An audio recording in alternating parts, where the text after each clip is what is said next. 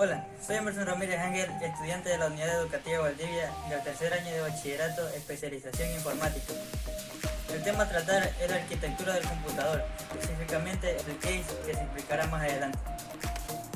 Es imprescindible hablar de los componentes que forman parte del case, tanto de manera frontal como posterior, ya que allí se realizará el ensamblaje virtual.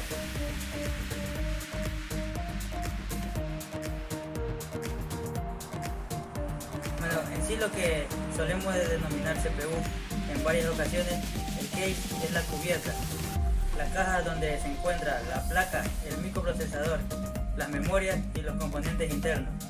La caja del sistema, también llamada chasis, armadura o carcasa, es una caja de metal y plástico que aloja los componentes principales de la computadora. Otros componentes de una computadora, tales como el procesador o el disco duro, tienen varias funciones que cumplir en la operación apropiada de una computadora bien diseñada.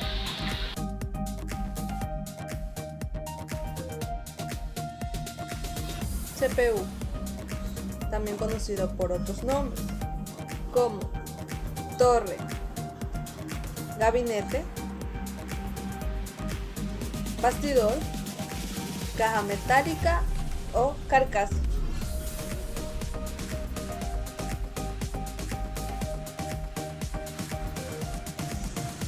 Funciones. El case cumple dos funciones básicas en el computador. Alberga los siguientes componentes internos, protegiéndolos del polvo, la humedad y de los golpes. Suministrar mediante la fuente de alimentación la energía necesaria de los componentes instalados en el computador. En otras palabras, los componentes internos, la placa madre, el disco duro, las unidades ópticas van a ser protegidas por el medio ambiente y van a ser alimentadas de energía eléctrica por el case que están instalados.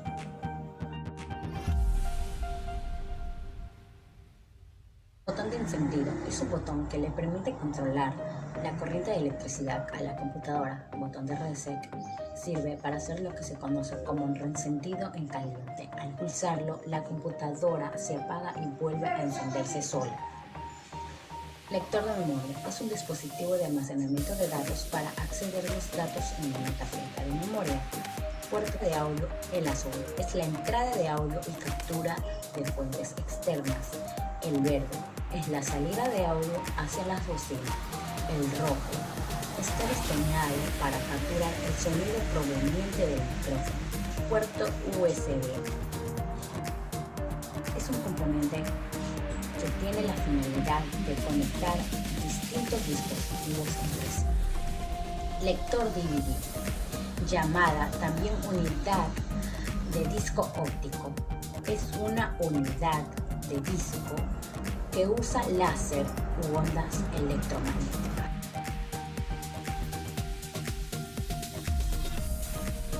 Parte trasera de un CPU.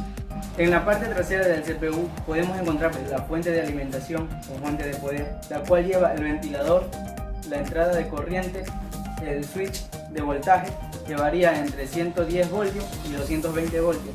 También podemos encontrar los conectores traseros, los cuales son los puertos PS2 que servirían para conectar el mouse y el teclado, los puertos de salida del monitor que podrían ser una salida VGA o una salida HDMI. Encontramos también puertos USB que podrían ser ya para pendrive, o también hay algunos teclados y mouse que ya vienen no con el puerto PS2 sino para puertos USB. En la parte trasera también podemos encontrar el puerto de red, que es el puerto que permite la entrada a un cable LAN, el cual nos permitiría tener acceso a internet. También encontramos la salida de audio, la entrada de línea y una entrada para un micrófono.